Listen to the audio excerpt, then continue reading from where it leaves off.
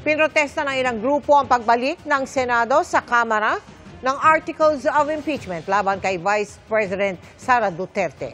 Ang git nila, labag ito sa saligang batas. Nakatutok si JP Soriano. Mel, maghapon makulimlimang panahon at umaambon ay kinalampag pa rin ng iba't ibang grupo ang Senate building dito sa Pasay City upang kondenahin ang aksyon ng Senado na ibalik ang Articles of Impeachment ni Vice President Sara Duterte sa Kamara.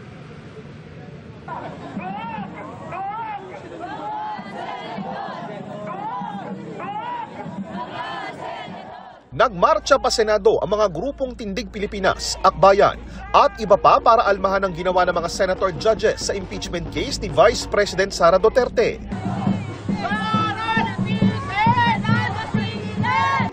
Bit-bit ang mga tarpaulin at placard, derechahan ang mga paratang nila sa mga senador na bumoto para ibalik sa Kamara ang impeachment case.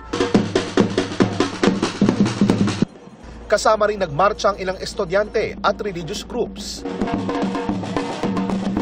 Yung iba nga lang, wala nga dito sa Manila, nag-conduct na lang ng mga activities nila sa kanilang mga probinsya. Kaya talagang nakikita natin yung kagustuhan ng mga Pilipino na ituloy na yung impeachment trial.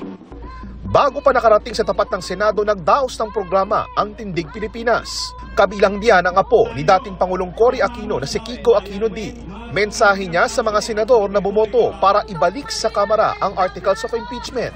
Huwag maliitin ang kapangyarihan ng mga kabataan na siyang boboto sa susunod na eleksyon. At sa 2028, gagantihan natin ang lahat ng mga politikong taksil sa taong bayan. Ipanalo natin ang konstitusyon, ipanalo natin ang taong bayan, ipanalo natin to! Naniniwala ang mga nagprotesta na labag sa saligang batas ang ginawa ng Senate Impeachment Court.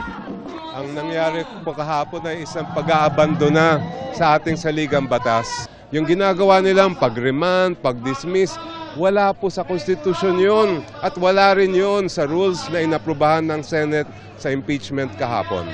Dahil ho sa ginawa nilang yon, pwede pa rin ho tayo, meron pa ho tayo pwedeng itawag sa kanila. Mga sobrang kapal ng mukha.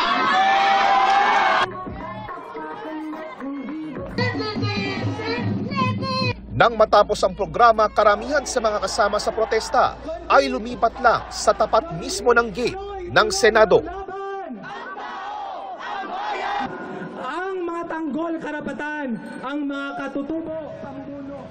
At Mel, pasado alas 6 ng gabi natapos ang kilos protesta sa tapat ng Senate Building at ayon sa Pasay Police, aabot sa mahigit 3,000 kataong dumalo sa kilos protesta at ayon sa mga nakilos protesta, bukas araw ng kalayaan itutuloy nila ang kanilang pagmarcha sa isang bahagi ng EDSA alas 2 ng hapon. At yan muna ang latest, balik muna sa iyo, Mel. Maraming salamat sa iyo, JP Soriano.